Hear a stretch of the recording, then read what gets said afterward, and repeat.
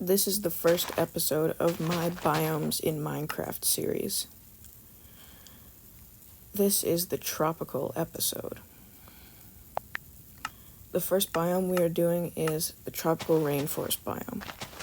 Tropical rainforests have the coldest month above 18 degrees Celsius. They're wet year-round, and they have an astonishing diversity of plants. The soil is very nutrient-poor because the high rainfall and competition between plants wrings it dry. However, the plants and animals themselves are extremely rich in nutrients. There are subtypes of tropical rainforests, which are the coniferous, mixed, and broadleaf tropical rainforests.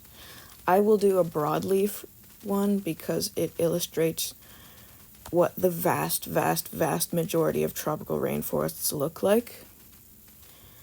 And tropical rainforests have several layers. They have the floor, the floor, the ground cover, the understory, the canopy, and the emergent layer. The emergent layer can reach 50 meters high, and the canopy is typically 30 meters high. Another interesting fact about tropical rainforests is that plants often grow on other plants. These are called epiphytes. Fungi form intricate networks of mycelium, which are basically networks for fungi. They form extremely intricate networks that connect plants together and allow them to make astonishingly complex decisions. This is called the Wood Wide Web, and it allows ecosystems to sort of think. And if you understand how a positive-sum game works, the ecosystem rewards regular behaviors that can take advantage of each other. So it is in the interest of all of the organisms in an ecosystem to form some sort of coagulation or network between them that allows them to make collective decisions, even if they still consume one another, compete with one another, and other things.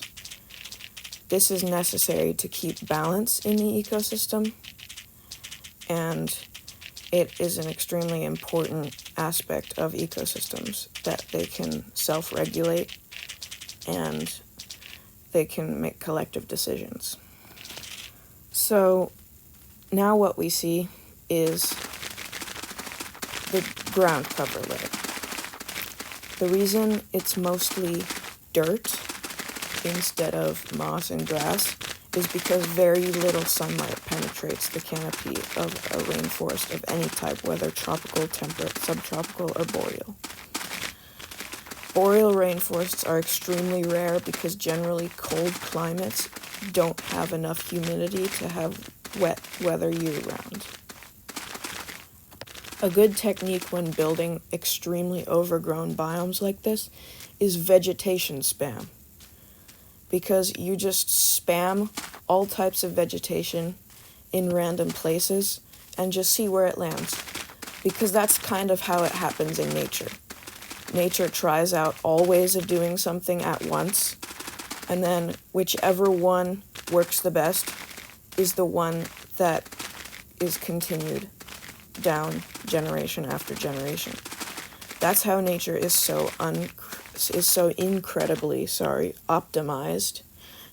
It's very easy for natural selection to create an intricate network of species, because natural selection favors the process that is most resistant. And obviously, a superorganism is the most effective way for an ecosystem to survive. Now we are building flowers. Well, not really building, you can just place them, because obviously I'm not going to do my own texture pack for this. That would be stupid. I can do everything perfectly fine with vanilla textures. A tip for building the trees is to build short-ish trees, then tall trees, and then extremely tall trees. so you can have the 3 distinct layers of a normal forest. And also to build the stumps first, and then spam leaves everywhere. But make sure the leaves are evenly distributed so it makes a nice realistic shape. Now, when building the canopy, you have to make sure that any hole in the canopy is replaced with a tree, because in real life, whenever a small amount of light makes it through the canopy, trees will immediately take advantage of it and grow through that hole. And make sure to build the branches in sort of a random way. And you can do 1 wide trees, 3 wide trees. I wouldn't do 4 or 5 wide trees because they don't fit in a 32 by 32 area. However, they are extremely useful because in, say, a redwood forest biome, which is actually not a temperate rainforest, but instead usually is a Mediterranean temperate forest, trees can actually get that wide. It is possible, which is absolutely insane. In fact, the tallest tree, and also presumably one of the widest trees in the world, is actually kept hidden because they don't want people to be able to find it and ruin it for everyone else, which I think is really nice. And there we have it, a tropical rainforest in Minecraft. It's not as good as the previous one because I tried to rush it because I have 3 other biomes to make.